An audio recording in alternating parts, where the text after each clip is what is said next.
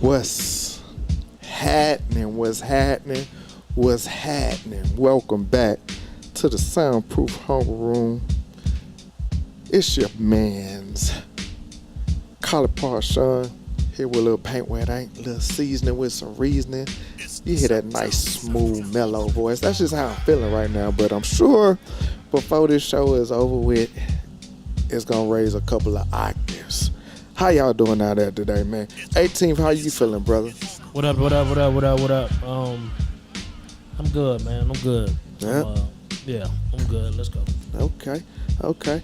Well, again, like I said, we appreciate y'all coming in today. We got a little treat for y'all today.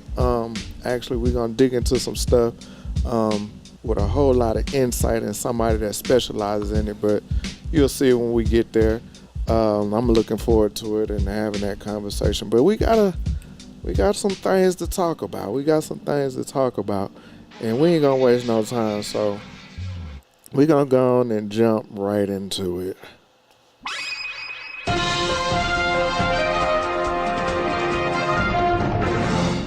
Yes, sir. Time for that news. Let's start off at the top. Right off at the top, Wells Fargo. Wells Fargo is in the news again. They hit with a class action lawsuit, okay? And they tried to dismiss it. And the judge was like, nah, we're going to go through with this one. So that tell you right there that they got their hands a little dirty. But the reason why they got this class action lawsuit is because we had a lot of people that claimed that they were going for interviews. And before they even went in for the interview, their jobs were pretty much already filled. And this was supposed to be on the initiative of the DEI, Diversity, Equity, Inclusion system that everybody's supposed to be implementing to hire people of diverse backgrounds and things of that nature. And, of course, it was some black people that went in for interviews only to find out later that those jobs were already taken. And Wells Fargo was only just trying to meet that quota when they already knew that the jobs were filled already. What's your thoughts on that? Oh, well, and to be more specific, it's for jobs that were starting at $100,000 a year. So it wasn't just like a teller assignment. It was for people in positions that make some decisions. Shout out to the tellers. So, yeah, I'm sorry.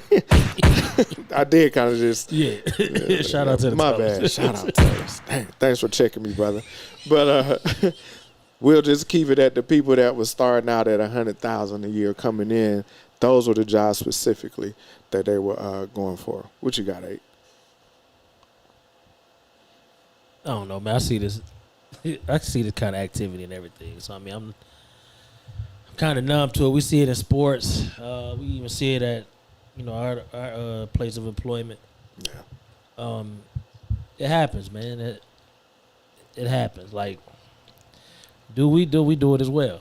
You know what I'm saying? It just somebody called out Wells Fargo on it. I ain't mad at it, man, because sometimes you do have that person you want for the job. Like, they meet all the criteria that you're looking for, and you do have to do an interview process. And in that process, sometimes you're only doing a process because of one thing. Because they say you have to do it. And they say you have to do it. Like the Rooney Rule in the NFL. But even with that, they didn't say you had to hire because of that. They just said you had to interview. It's a lot of smoke and mirrors with it. I mean, it's like telling people who they got to hire at their place of employment. I do see that. Because let's say we interviewed everybody. And we still decided this candidate was who we want to hire. Are we wrong for that? Like, if you can prove it, man, that they only did it, they didn't hire these people because they were black, then I'm with you all the way on whatever got to happen. But if you can't prove that, man, like, right. And this is where, I like to talk about history. As I was researching this is when I forgot about it, to be honest. Right. Well, Wells Fargo has been brought up a couple of times for discriminating against black people, mainly around, I think, right after COVID, where black people were going in and trying to get home loans, and they were finding out that they were getting higher interest rates than the white people. Yeah, that's been going on way before then. Yeah, but they've been called out for it and sued for it. Yeah. More recently. Yeah. But they were having higher interest rates than white people with the same credit scores and everything. And that's always been in the housing market, in case people don't know. Yeah, we read Redline. Yeah, so it's crazy. But they were recently called out about it. And they also had a CEO that just left for something shady that was happening. And I didn't get the details on that. But, yeah, that's what kind of stood out for me, that they have made a practice of doing these type things. What up, Melissa? They've made a practice in doing these type of things. And kind of to your point, or to kind of argue your point, based off of what you were saying is, if it was the right person. So my question to you is, when we talk about DEI, and these are a lot of the talking points that people that feel like it shouldn't be in place. If we go ahead and we hire the most qualified person, and usually when these people are doing the hiring, it's people that don't look like us. And I think that's why the system is in place, to get more people that's in there, and not people that just come in just because they black or gay or whatever the case, but people that are from different walks of life, because most of the time you're looking at a white man that's doing the hiring or a white woman that's doing the hiring. So do you feel that DEI is necessary? I think it's like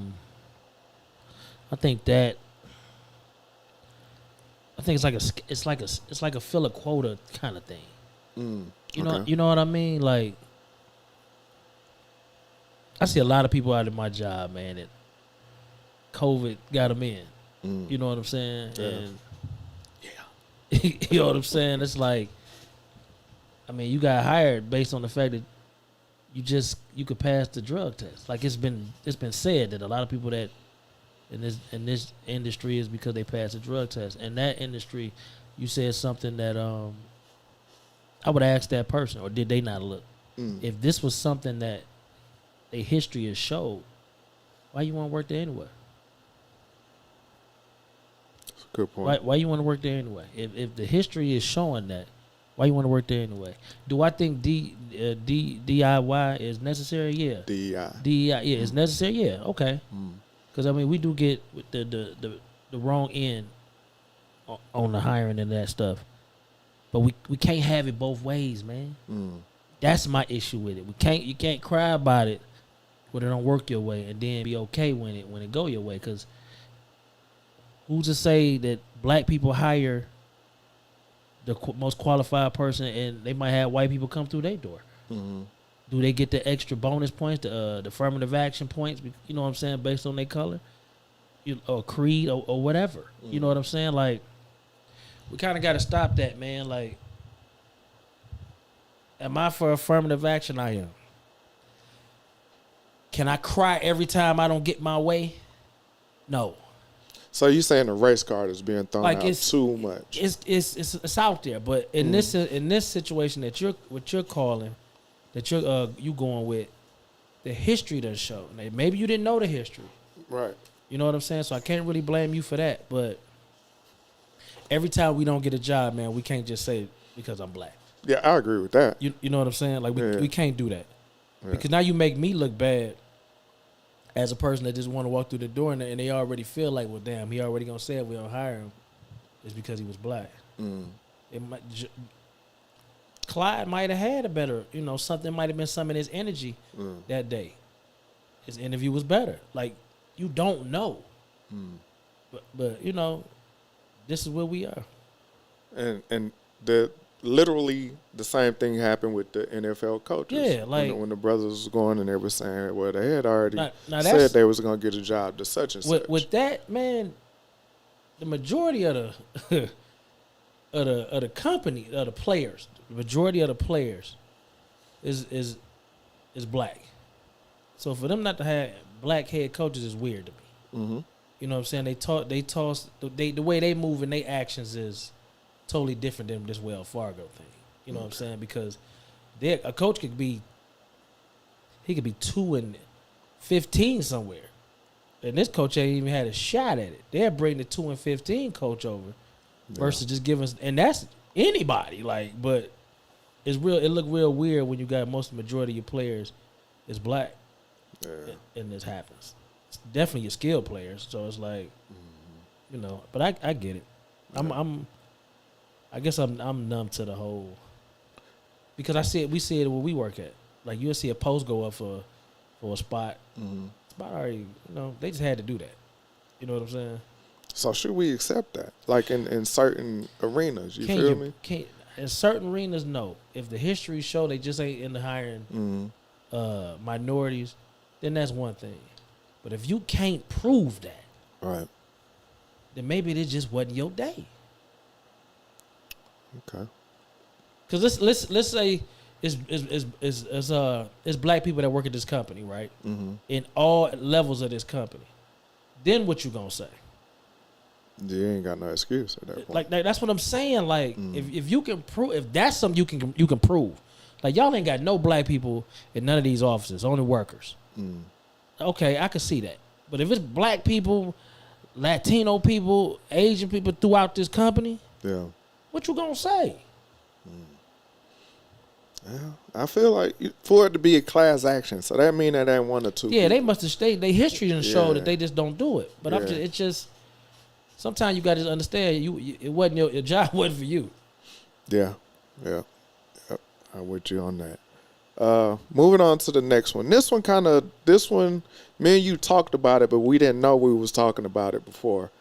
This one kind of bothered me. Disney fired a writer, Bo DeMayo. He was a writer for X-Men 97 animated series, and he was also a head writer. He's a co-creator of X-Men 97 animated series, and he was a writer for Blade. He got fired from Disney back in March, and the reason they fired him, they said he posted lewd pictures or something. So when he posted the picture, he's a gay black man. When he posted the picture, it was literally a cartoon draw of him in like a superhero suit. And he said that was the reason why he was fired. And he said he also was getting a lot of heat when he would just be at work in general. So what Disney did, when they wrote X-Men 97, the animated series, they did 2 seasons. And what they did to even reach even deeper into his pocket was the second season, they took his name off all the credits. And the second season's not even out yet. So that's why he's out, and he's really talking about it now. I don't know if he's going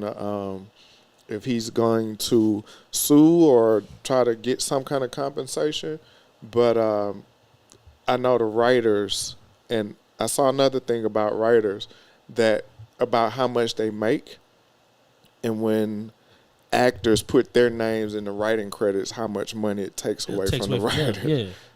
And I thought that was crazy. But I don't know if he's going to, go ahead and do anything with that. But Disney has been in the news quite often with the gay situations, I would say. What's your thoughts on that? What the union say? 'Cause they got a union. Yeah. You know what I'm saying? What they saying on this situation? Obviously, they set my man up. Well, they ain't set him up, but they made it to where firing him would be something they could do. I don't know the ins and outs of writing for, nothing. But from what you just read to me, it sounds like they set him up to get rid of him for whatever reason. I don't know, because, one thing about Disney, man, they show ESPN and everything else, man. They don't like something you're doing, they get rid of you. Yeah, they're going to find a way. Yeah, so, I mean, that's just another example of that if you ask me. And that X-Men, if you watched X-Men animated series when you was younger, I'm telling you right now, where my camera at? I'm going to tell you right now, you need to go on Disney Plus and you need to watch X-Men 97. That's probably one of the best animated series I've watched in at least over 20 years. It is great because it deals with situations that's happening right now. Y'all saw me one week, I had on the Magneto shirt was right. That's where it came from. But yeah, I know you lost. It's all right. Yeah, but it's a great animated series, but check it out. Um, all right, we're gonna jump into one more topic from the news, but it's pretty serious, and this is where we're gonna call in one of our specialists. And before we even get to the topic, I want to go ahead and get them in here right now because they have a lot of experience in this situation we're getting ready to talk about. So you be watching adult cartoons? Is that what that is? Man, I look at a lot of animes and stuff like that. I ain't gonna lie, but this one is real. I'm telling you, it's real. You're gonna be like, oh, they following black people. They following the whole situation. They got on capes and Oh, hey, Hello. helmets and shit. Right? I'm just Shuki, asking. what's happening? I'm just asking. What's good? How you doing? What up, Shuki? I'm good. What's good? What's happening, family? It ain't nothing. You know what we doing. We trying to get in these conversations, get in these details. And we wanted to bring you in on this one because we know you're very involved in this situation. We're getting ready to talk about it. It's personal. It's very, yes, we know it's very personal for you, and that's why I knew I had to have you on here to talk about this situation. What we're going to get into now is, I don't know if you all remember, it was last summer, there was a teen that beat a teacher's assistant in Florida, and they locked him up. The assistant took a Switch gaming system from him, and he beat her up pretty bad. And they just sentenced him last week, and they ended up. He's 17 now, and they sentenced him to 5 years in prison for attacking the teacher, and they gave him 15 years of supervised probation. His mom, his adoptive mom, came in and pleaded for them to allow him to go home because she said he operates on a 6-year-old's mentality. Shuki, first off, tell the people why this was very pertinent to you and what you do in your life, and why you would be able to speak on this better than any one of us. So, as you mentioned, my name is Shuki Naylor. I am the King of Awesome's mom, and I have what they call now a level 3 ASD teenager. He's verbal. He hasn't always been verbal. We've worked very, very hard for him to become verbal and be able to advocate for himself. In the community, my son has a brand called King of Awesome. And what he does is host a sensory party for children on spectrum and their siblings annually at his birthday, where he gives free toys to children. We collect from about September until November, and then we have a party to include them. The reason why this is personal is because I have been raising neurodiverse children for the past 30 years. My oldest son has severe ADHD, and that's kind of umbrellaed in this conversation. But autism is the more impactful diagnosis, sometimes even the more disabling diagnosis, depending on other factors. And so that's where my expertise would come. I'm currently in school to become a family nurse practitioner to serve specifically the autism community. So that's why I have a voice in this space. Okay. So how do you feel? Do you think the court system handled this situation properly? I think he was failed. When I saw this on Instagram, it was immediately triggering because it's literally like my worst fear realized. Especially when you have a kid with severe autism, a lot of times they're more behavioral, right? They're more impulsive. They have trouble managing their emotions, their feelings, their body, in time and space. And so you have to work incredibly hard to put supports in place such that when there are behaviors, that you can protect them. Especially in cases like this where it doesn't appear that he really fully understood the consequences. There are children who are on spectrum that can lose control and understand consequences.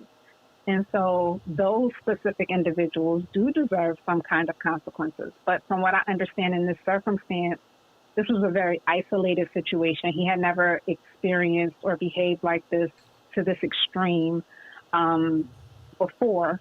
And there are things that you can do to put in place to support him. I find it interesting that his adopted mother went to court to advocate on his behalf, but for whatever reason, however she became to become the adoptive mom, she didn't also know that there were resources and things that you can do that allow you to advocate in a different way.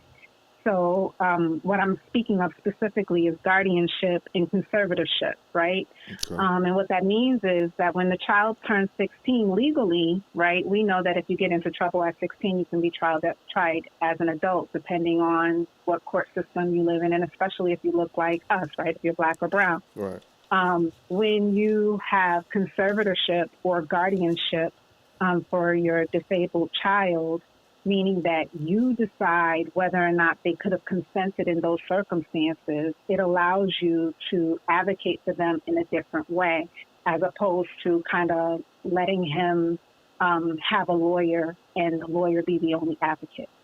Okay. And so it was interesting to see that didn't play out. And in fact, right now, Dante will turn, AKA the King of Awesome, he will turn 16 in December. So that process starts for us in the first of the year. So the rules, in school, in life, just significantly change. Also, red states, right? Republican states, they don't have a lot on the books in terms of special needs. Yes, the IDEA, the Individual Education Act, governs what's supposed to be done at the school system. However, if the parents don't advocate for those kinds of supports, or the constituency at the local level don't understand that they have a voice and a right to said support, then no supports aren't available. Okay. Hey, Tim, what you got? Hey, Shuki, let me ask you a question. Do you think,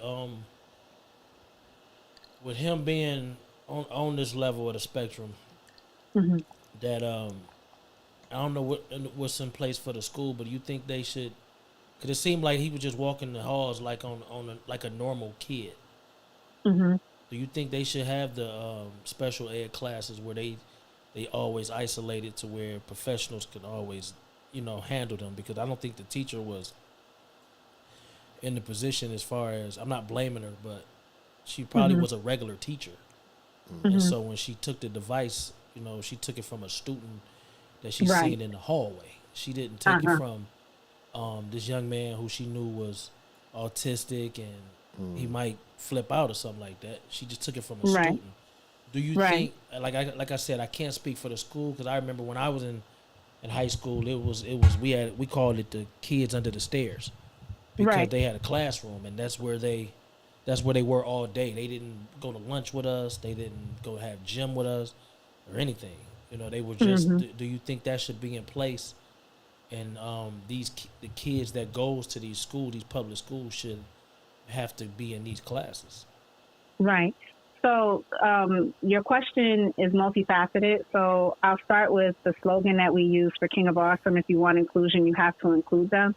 And what that basically means is that if you want children who are othered, right, autistic, Down syndrome, ADHD, whatever their other is, to understand what the typicals are doing and how to behave in those spaces, they have to be included, right? Okay. So that's the short answer for that.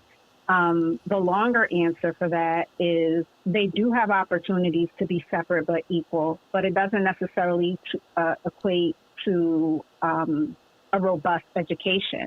And how we can identify that or look at that is, right, like if we were still separate but equal in terms of black versus white, would we be better off, right? Because we're still fighting for some of those same rights. And that's what the special needs community looks like, separate but equal. As far as the teacher knowing or not knowing whether or not this kiddo was on spectrum and whether or not she was putting up a demand or an unrealized or unexpected demand on the kid, so it's twofold.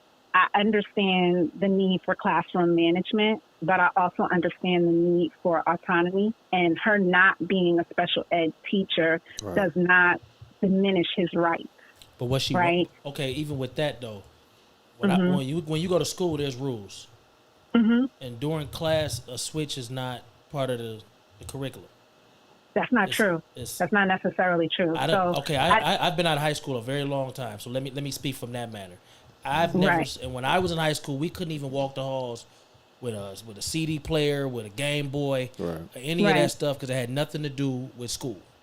I don't know what it is 30-some years later, but when I was in school, you couldn't have it. Right. So I'm speaking from maybe a Stone Age ruling as far as when I was in school. I don't think that you're talking from a Stone Age perspective. I think what you don't know is that, and I don't know this to be true for this student, but I'm assuming because he had it there that it was allowed, right? So children who have IEPs, individual education plans, are allowed to have specialty items at school that allow them to decompress, take breaks, and so forth and so on. And so what we don't know from the clip that was available, and even from some of the court case, is whether or not he was on a break or whether he was like already heightened and then he was provoked. And so to answer your initial question, he could actually legally have had that device at school and her make the assumption that the break was over and not understand that maybe he needed a moment to be de-escalated because she wasn't a special needs student. A special education teacher. But again, her having additional skill sets, specifically in special education, does not usurp his rights. His right to have access to a break, his right to have his IEP followed. And so what it sounds like to me is that when they decided to take this all the way to court, they decided that this was not, in fact, a manifestation of his IEP, which means that if there's a behavior that begets a catalyst that gets a negative response or a negative outcome, you can decide, okay, if then but what, right? And so it sounds like that a court or mediation decided that this, in fact, because of the heinous nature in which he beat this teacher, it wasn't a manifestation of his IEP. I would argue it was. And the reason why, and it sounds like he didn't have really good representation, because when you put yourself in a position of a power struggle with a kid who can't negotiate his thoughts, feelings, or actions, that's exactly a manifestation of the IEP. That is exactly why he has an IEP. So it sounds to me, from what I understand, is yes, he has a label of autistic, but the supports that were supposed to be in his IEP to identify him as other and to give him the supports necessary without regard to whatever behaviors he had weren't there. So I'll give you a better example of this. So my son last school year had an incident in the cafeteria. Okay. Now, my son is supposed to have an aide at all times when he's in school. However, at lunch, for staffing issues, they decided to send his aide to lunch and leave my son unattended. So one particular day, my son found himself in an altercation that he initiated and started, and it was pretty ugly, okay, to say the least. Now, I don't condone this. Dante understands consequences and all of the things, so none of those things matter. However, when I had a conversation with the principal, he wanted to suspend him for 30 days.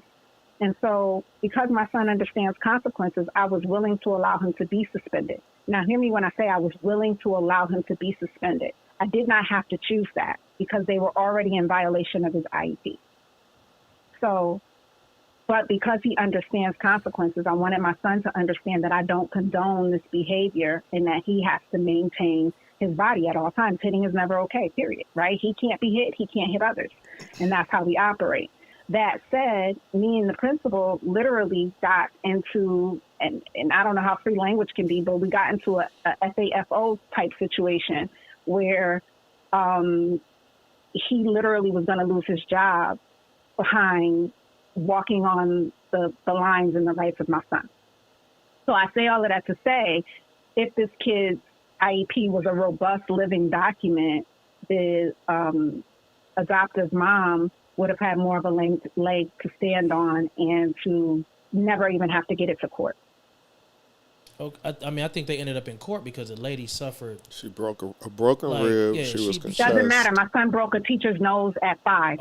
Okay. Doesn't matter. But you can't. And my question to you is: at what point do the teachers have protection from these kids if this is something that possibly could happen?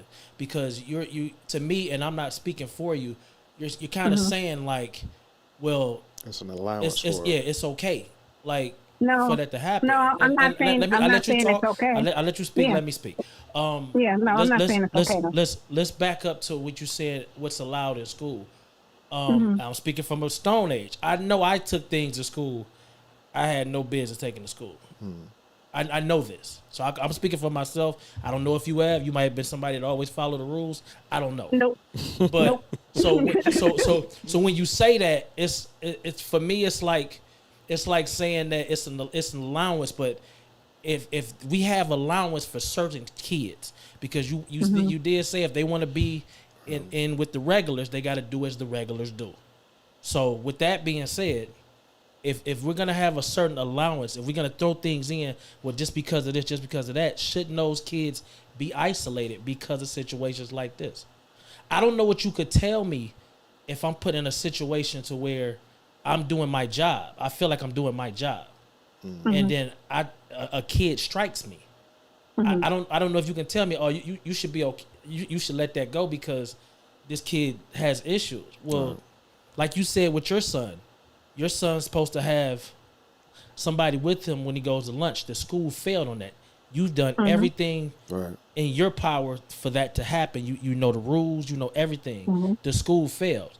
If we can't prove that in this situation with this young man, and this lady took that kind of a beating, where do we go from? What happens with that?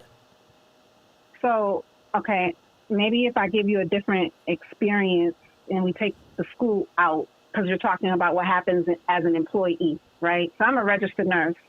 I can't hit a patient because he hit me first. I get what you're saying on a professional level. I mean, I can't even strike a coworker if he hit me professionally. Right. But I could lose my license and never work as a nurse again. I get that. Okay, so the teachers have that same onus, that same professional purvey, that same professional guidance, and they understand going in when you work with all types of children. Same when you talk about vets, right? You go to the VA and they have PTSD and invisible disabilities, right? Because you don't know. You working in the airport or what have you, you don't know who's disabled and who's not. Everybody's disability is not visible, and so the allowances have to be made because that's the law. It has nothing to do with whether or not you have the opportunity to retaliate or what can be done or how he should be penalized. If he could be penalized, he should be penalized, right? But in this particular case, it doesn't sound like from the information that was given to me, from what I know of the case, that he could be penalized. If he is operating on a 6-year-old level in a 250-pound body, his supports weren't available. He probably shouldn't have been in that environment. That's cool. That's what my thought process was. Right. He shouldn't have been at that school. Right. However, because he was in that environment, right, then everybody failed. Mom, the school, the district, the administrators, because we all have a part in having a conversation about what this kid needs. So how do we like, even with what you're saying, this is my last question, and I'm gonna let you have the floor. How do we protect our teachers? Because we've seen numerous videos of kids striking teachers, and these are just kids in the classroom. Just unruly. Yeah, right. These are kids without IEPs, right? These kids just so let's be specific about that, right? Yeah, these kids without IEPs. Yeah, these kids get everything they want, and they just out here striking. Like I watched a teacher get suspended when my oldest daughter was a senior. They were about the same size though. Both of them over well under 200 pounds, and the guy, the kid struck the teacher, and out of a reflex, he hit him back. The teacher hit him back. Right. Like, so at what point are we not holding teachers accountable for protecting themselves? Because kids out here wilding. Like, we can't keep just saying, oh, they're a kid, they don't know no better. That's nonsense. Right. That's nonsense. I definitely agree with that. Your whole life you've been taught somebody hit you, you hit them back. Yeah, hit him back. And now that I chose a profession, because I struggle with it at my own job. You know what I'm saying? Keeping my hands You're off a people. violent man, Ralph. I am a person that feels like we gonna respect each You're a other knuckle before butt anything kind else. of guy. We gonna have respect before we have anything else. It costs me to put my hands on you from time to time. I'm okay with it. But anyway, but enough about me. This ain't about me. But like I just feel like I work with this young lady. She's a teacher on her regular job, and she comes out there and plays with me for a couple hours a day. She's 5 foot nothing. She probably weighs 98 pounds. If that young man at 200 something pounds, 6 foot, whatever he was, he could have killed her.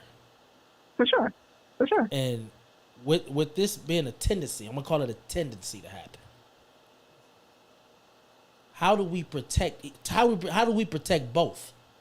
Because that's a good question. Because this could have been a situation where you get a truancy officer. I don't know if y'all know what that is. Yeah, we got you know what I'm saying? Yeah. Where he show up and it's lights, cameras, action. Right. Now you saying he got a 6-year-old mind in a grown man's body. That's enough for me, just as a person, to be like, I gotta protect him, but I gotta protect my teachers as well. So what we gonna do? We gonna separate the two. They should never come in contact with each other because of situations like this. We used to beat up our truancy officer. I mean, just it happens. You know what I'm saying? But this lady, I just look at how big she was. Or how little she was compared that's to what I mean. How she was in comparison. And I'm like, yo, this was like disgusting. And then to find out, okay, now we take some of the heat off of it because we say, okay, the young man's on the spectrum. You can't tell that lady husband, her kids, just watching her. Yeah, well, that's what workers' comp is for. I don't want to sound callous. That's crazy. I hear you, but that's what workers' comp is for. That has nothing. Yeah, that has nothing to do with the kids. Yeah. So that's we're byproduct we're never of going being to have a an teacher? understanding about this, because what you need to understand, or what you don't want to understand, it sounds like, is that there's an acceptance and awareness and a need to support both, right? And so as a part of your job, it's like being a police officer, right? The police keep saying, I feared for my life, and so I shot him first. If we give teachers the same jurisdiction, now we're having teachers shoot children. That's different. That's a different situation. It's not. Let me tell you why. Let me tell you. No, hold on. Let me tell you why. Because what we're going off of a teacher being struck, a cop shooting somebody that ain't been shot first, that's totally different. That's totally different. If you shoot me, if a cop shoots me, and I have shown nothing, no weapon, no nothing, he's a coward. He's a whole ass cop for that. Me striking a kid back for putting their hands on me, that's totally different. I disagree, because most teachers are female. Okay, hear me when I say this. Most teachers are female, and most teachers are white female. And so my son is 6 foot. I think 6'1" now, and 195 pounds. When he stands up in the class and raises his voice, the very first week he was at his new school, the lady was like, "Oh, I felt threatened." You've already set the tone that he makes you feel away in the classroom. We can't prove. We can't prove that though. No, we can't prove it because it happened. That's all. But I'm saying, it happened, and we had to have a conversation about it. We can prove it. We've never seen a white kid and get upset at a teacher, and the teacher try to put him out or nothing like that. I know I have. So yes, I can't. We have that's what I'm saying. So what you're saying is a speculation. The burden and expectation in the school to prison to pipeline is different for Black and brown children. We have statistics for them. So no. Statistics say what you need them to say. No, the statistics are that the white kids don't get suspended and the Black kids do, and then they go to jail. If I've seen it, if I've seen it, you can't tell me I haven't seen it. No, I didn't say you haven't seen it. What I'm telling you is what it is.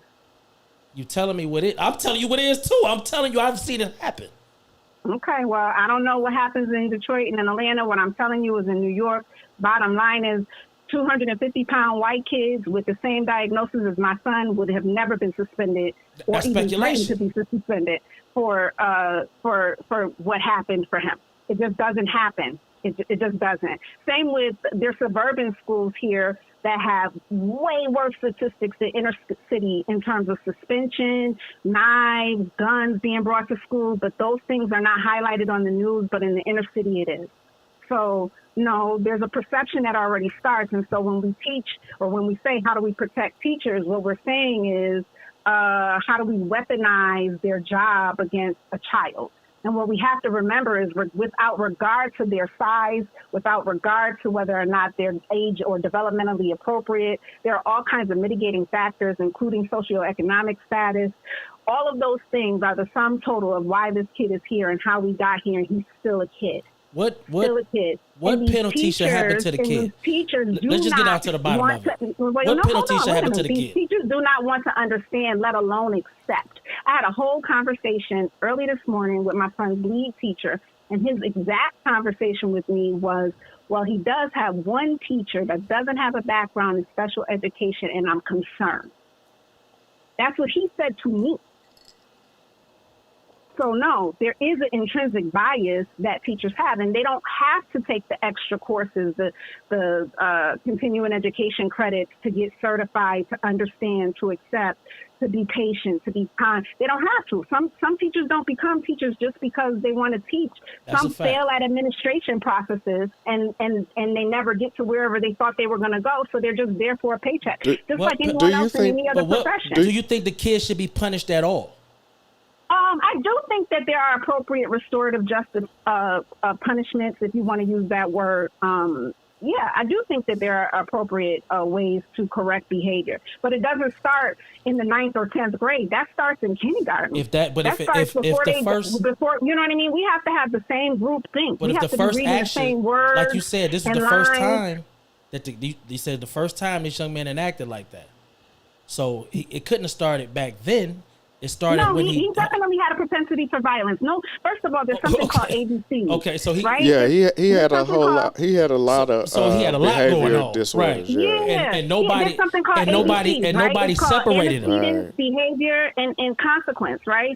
Antecedent behavior and consequence, right? So what that means is that nobody in his school, his mama, the administration, the teachers, nobody considered, let's look at a behavioral plan for this kid.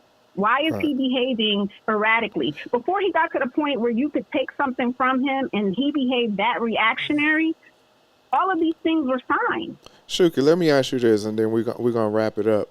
Do you think that that's something that falls on the state or the county to have these teachers either trained in this arena before they can even get to the kids? And the duality of the question is, when this kid is certified or, is aware that he's on a spectrum or have behavior disorders, again, should the state step in and start giving funding for him to go in this special route to where he's dealing with specialists on a consistent basis? So by the time he gets to where he was, there was already things in place for this not to happen.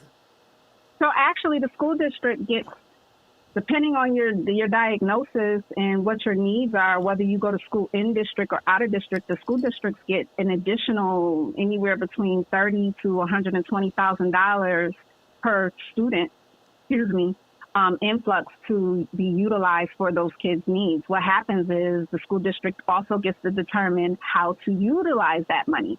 So if mom or a teacher doesn't take a special interest in talking about how we're going to use be responsible for this fiduciary relationship, that money gets allocated for overtime. So there's that part.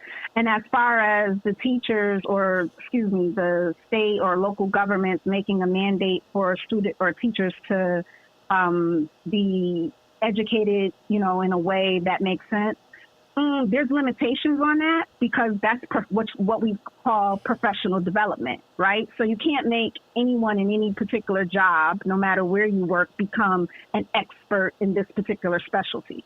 You can't make them become supervisors. You can't make them become team leaders. You can't make them, want to stay after school or become track coaches, right? Those are all things that you would volunteer for. So if the teacher has no interest in that, there's no mandate for it. But I tell you what is happening now is now that there's more of a spotlight and a highlight on what we call neurospicy individuals, people who have significant anxiety, significant depression, ADHD, spectrum-like behaviors. What's happening is the teachers are like, holy moly, we need help. How do we address this? And now we're asking social workers to push into classrooms, and how do we develop plans that make sense to help us support that? But again, that's a look back at kindergarten. That's not what happens to all of these pandemic babies or these formerly homeschool babies, and now we have these kids pushing back into the district, and now we don't know what to do with these behaviors.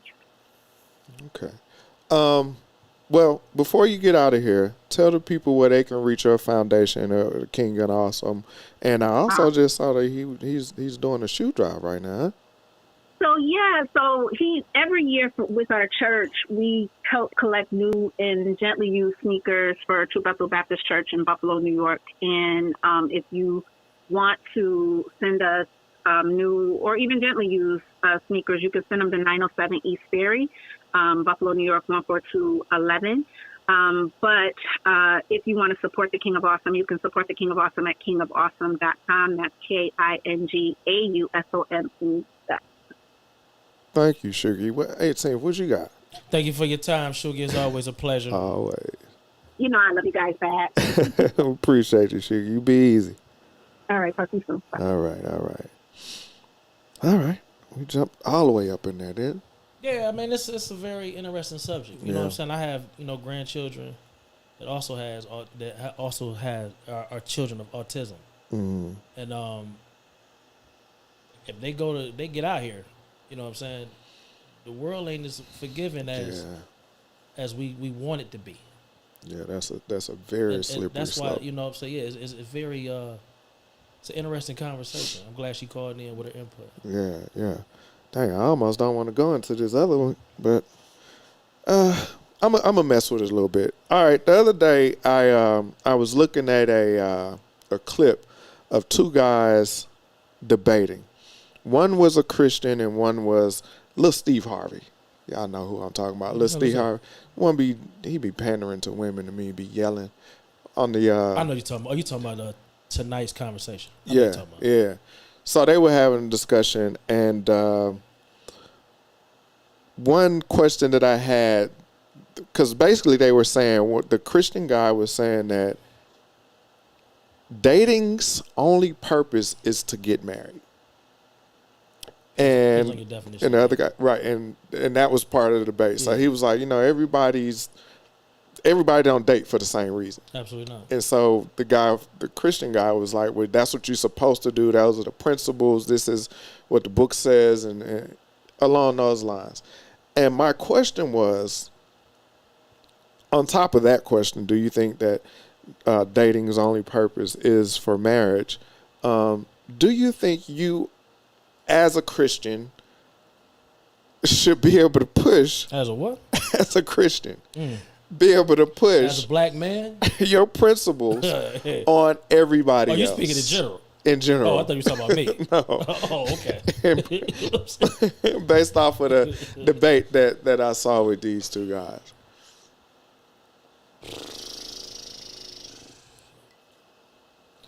Ask me that one more time. Because I want this to come out right.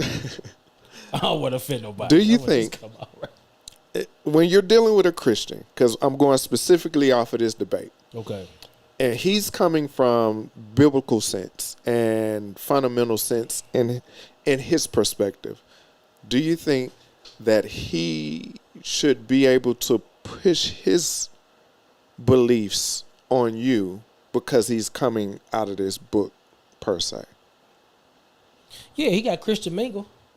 Like, he got Christian mingle. I'm pretty sure it's, things like that. I don't think, nobody should be able to push whatever they feel it should be like on somebody else. That's just me. You know what I'm saying? That whole See, man, my issue with the book and all that, is this show would be something I totally get it. different. Yeah, I get so, it. You know what I'm saying? I get it. I mean, I know a young lady, and she found her other in a Muslim group.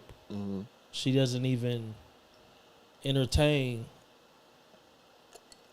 the men, religion men that's not of the Muslim or Islamic fruit of Islam or whatever. She don't even entertain you. Mm-hmm. Like, so there's places to go to meet you, whatever you him or her, whatever. Right.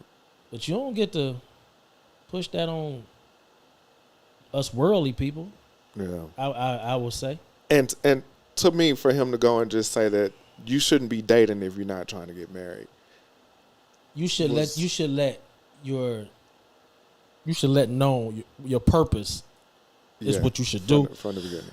But to say I shouldn't date because I don't have the purpose of this, that's crazy. You know what I'm saying? That's too much pressure. Yeah. You know what I'm saying? So I mean, I will say if you let your purpose known, and if both sides agree to that, then that's what it should be. But really? Shook y'all on the tightrope with that one. I think that's how it should go. Right. The problem with the word dating is all of us look at it and maybe in two different ways. Mm. Like a date for me is us going out. Right, for dinner or ice cream. That's a date. Whatever. That don't mean we're dating. Right. That mean we went outside. Mm-hmm. You know what I'm saying? Some people it might mean we're exclusive. Yeah, and you're exclusive. I'm dating. Right. I never you got to get that clear. Yeah, like, you know what I'm saying? Some people be thinking they in a relationship, and the other person be like, man, we just hanging out. We just went to got some cheeseburgers. Right. You know what I'm saying? Like, what I miss? You know what I'm saying? Right. That's the problem with the whole thing. He can get on there and yell about whatever they're going to do. I seen him. Yeah. He's entertaining at times. Sometimes I got to turn the volume down. He's too loud. Yeah. But when people start throwing religion into things like that, man, I kind of look at them, through the top of the glasses, because it's like, well, I want to ask you all kind of questions because, you out here dating just like me. You know what I'm saying? Well, he's married. And I'm just saying, he ain't always been married. Right. And that's, I wish I had more, details on it because it got to a certain point to where I felt like he was almost boastful because I'm in the word and this and that. And then it got to a point to where little Steve Harvey was saying what he had to say. We got to find out this man. And then, you're right. My bad. And then this is when I lost all respect for the other dude when he said, "Hey, bro, take some of that bass out your voice. Don't talk to me like that." And I was like, "Now, hold on now. You don't now your feelings don't get." And he ain't said nothing about his feelings, and he wasn't yelling either. You know how it is when people disagree. And I was like, "Look at this guy. Somebody already on 10." I said, "This guy." So yeah, yeah. I mean, I hear people do a lot of quoting of the book to the point that they need. Yeah. Then they move on, forget the rest of that paragraph. That stuff in red means something, y'all. You know what I'm saying? I just, when people start coming at me that angle, I just let them know, okay. Yeah. Yeah, I mean, because I've had mine. I mean, I think we've all had our share of the book. Lift your leg up. I'm trying to get these drawers off. I mean, you know what I'm saying? I don't know, man. It's people weird, man. While we talking about dating, first off, I want to shout out Sarah. Sarah put a post up last week that I thought was very interesting, and I think she kind of throughout the comments, she kind of got away from what the post was about. But the meme she put up said, in a sense of, I want to go on a date, but y'all be trying to screw, basically. A man put that up, though. Right. And she just put it back up. And she put it back up. A man put that back up. So throughout the comments, I was one like, hey, ain't nothing wrong with that. Yes, I'm having a good time. This is dating with a purpose. This is dating with a purpose. And throughout the discussion, she changed it to saying, you all expect sex. That is not the case. I can only speak for myself. Sometimes. I don't expect it if I ain't already got it. So if I take somebody out, why you expect it because you got it? Well, if I already got it, then this is just we just Just a preliminary. Yeah, this is just, going to maintenance. This is maintenance to make sure it stays. Go ahead, man. Go ahead. In play. Go ahead. But I can't say that I go on a date with somebody that I haven't slept with and expect it. But I am also saying that if I am interested in this person, not saying that as soon as the date is made, I'm saying, oh, I got to hit this tonight. No. If I go out with somebody and we connect on all levels and we enjoy each other's company, then why not? Shuki said she did. Shuki, you just got off the line. Right. Relax. Shuki said she expected. But Sarah was saying how it really boiled down to she was just like, y'all dudes is nasty because y'all just want to sleep with everything. If sex never come up in a conversation, I don't expect sex to even be on the table. Right. But don't think you're going to be on my phone talking that, and then we go out on a date and I don't at least see where it could pop. You know what I'm saying? I don't play the games. I'm not a woman I don't want to have sex with. When she says something sexual to me, I don't even hear. You know what I'm saying? I'm gonna let her. My silence is gonna be. I do the little laugh. Oh, right. You know what I'm saying? So I think that's the problem with a lot. We get in these phone conversations. We talk about everything, and nobody governs the other to let them know what ain't happening. Yeah, we ain't there yet. You know what I'm saying? You shouldn't want to know what color drawers I got on unless you want to see them. And, right. And you want to see them, you want to see them on the floor. You know what I'm saying? Like these are things that I don't even understand why we still having that issue. Right. You know what I'm saying? Ask for pics. Now, if you get it, I don't pull it out unless I'm gonna use it. It's like a gun. I mean, pretty much. Like, do I expect sex when I go out? Nah, I expect to go home and go to sleep because I'm probably tired because it's too late anyway. You know what I'm saying? But nah, even when I was younger, I didn't expect sex. And that part I didn't like. You know what I expected? I expect for you not to run this bill up because that's what I think I still expect now. Yeah. I expect for you to go ahead and order sensibly. Yeah. And one of her responses was, because I'm getting a meal, I shouldn't have to want to have sex. And I was like, but you expect a free meal? That's not it's. And I said, no, I'm not putting those like I'm not saying that that's what it's supposed to be. But if you go in as a woman and you going in and saying that you're getting a free meal, in this case, first off, you should be going to say that you're trying to meet this person and get to know this person or find out about this person versus like. And I hear women say it all the time. I just want a free meal, so I called this guy up that been chasing me, right, and let him take me out. So okay, you was looking for a free meal. You was looking for a free meal, and he wants some booty cheeks. He want to put out the tallywhack. Right, he wants some booty cheeks. So I don't know, man. Some men equate sex with where they go and eat. They do, and that's wrong. Some men do put that together. Like, yeah, if we go to Golden Corral, I don't even want the cheeks because your booty probably nasty. If you allow me to take you to go to Corral, well, but breakfast though, I don't care. But if we all at the Shea Alexander, you know what I'm saying? I mean, you gotta expect that man to, you know what I'm saying, to try to fill on that thigh or something to see what's happening. Like, granted, sex shouldn't be measured in food. It shouldn't. But you shouldn't get to measure it based on how much money I spend on you either. Hello. Yes, indeed. Do you think in a lot of cases that makes a difference on whether she's gonna sleep with him or not? How much money he may spend that night? I think men that break bread get sex easier than men that don't. I just do. You know what I'm saying? I get the whole he got it because I want him to have it. Yeah, I get it.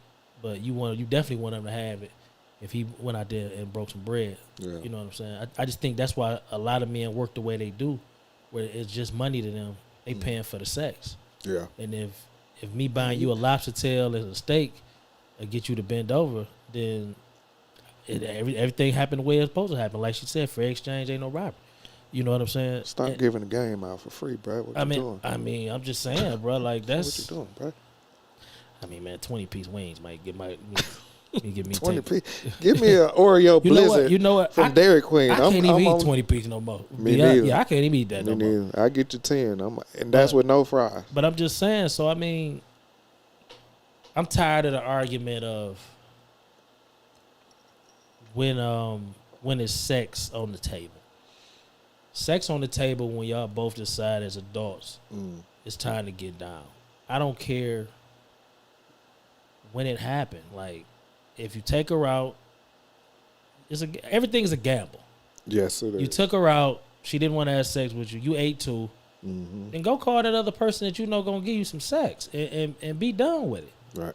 Man, you giving out all the secrets. I mean, I'm tired, bro. I'm tired. Stop giving all the game. You know what I'm saying? And women, if you want to eat, the finer things in life, understand that he might want sex. Stop thinking your smile is the reason why you here. It's not. He probably don't even know you got teeth unless they to the side. Like, let's just keep it a bean. Like, this whole my personality is the reason why you should want me. Man, look, I seen you walking out the store. That ass was moving. And that's what prompted me to say, hey, Miss Lady. Them thighs was jelly and jam, like my boy Crespo say. Hey, Miss Lady. The breast was looking good. Your clothes match. Your shoes weren't dirty, which is an extra bonus for me. Your shoes dirty, you ain't got to worry about it. You know what I'm saying? That's why you here. Now, how your personality end up, that's all depends on what I want to deal with. Because you can have a terrible personality, and I'll be like, man, my goal is to hit this anyway. Right. I don't care about her personality. Yeah. You know what I'm saying? So, I mean, cut it out, man. Cut it out. Don't come out with your ass out and think I ain't supposed to say nothing about it. Yeah. Because if a man come out with his print showing and you like the print, you going to say something. Women try to think it's cute when they flirt like that. When a man do it, he being aggressive. A problem. Yeah. He being aggressive. You know what I'm saying? Problem. Sit down somewhere. Yeah. Anyway, that's all I got, brother. That's it? That's all I got. Cool. I'm sleepy. I gotta work tomorrow. That's all I got. Oh, I got one more. Yeah. And I could be late to this. I don't know if nobody's seen it. The young lady got sentenced. I think she got like 11 years for the killed her. I just seen it, so you know what I'm saying. Just killed the guys that had her captive. That she killed them. Oh, okay. In Wisconsin. Yeah. She got sentenced to 11 years. But this is the same state to where the young man killed the protesters. And Rittenhouse. Yeah, he got off completely. Yeah. Like, if y'all want to talk on that level, you know what I'm saying? That's definitely an example of something we could talk about. But yeah, that's something that came across my my timeline. Yeah, we definitely gonna have to dig into that because and that's why, again, it's hard for you to start talking about things of that nature and not involve politics, right? And the way that it sways how these states move. Absolutely. And that's a whole nother conversation. But again, we want to thank Shuki for calling in. Absolutely, shout out to Shuki. King of Awesome. She does it every year. They do great programs. Mother, great person. Absolutely. Yes, indeed. As family, Absolutely. Appreciate you supporting the show. If you're watching right now, we just asked for a favor of a thumbs up, a heart, a comment, or something. And when we put our clips up, share it. You know, we want to get other people to see what we talking about around here. So if you can do that, we will greatly appreciate it. And that's going to be it for me. I'm a little tired myself, too. So y'all just hold it in the road. Stay out the way. Yeah, ain't nobody going to smile for you like you. So make sure that you take care of your smile. That's all I got. Get that insurance and go to your dentist. Okay. Y'all go to the dentist. Hey, man, let's go.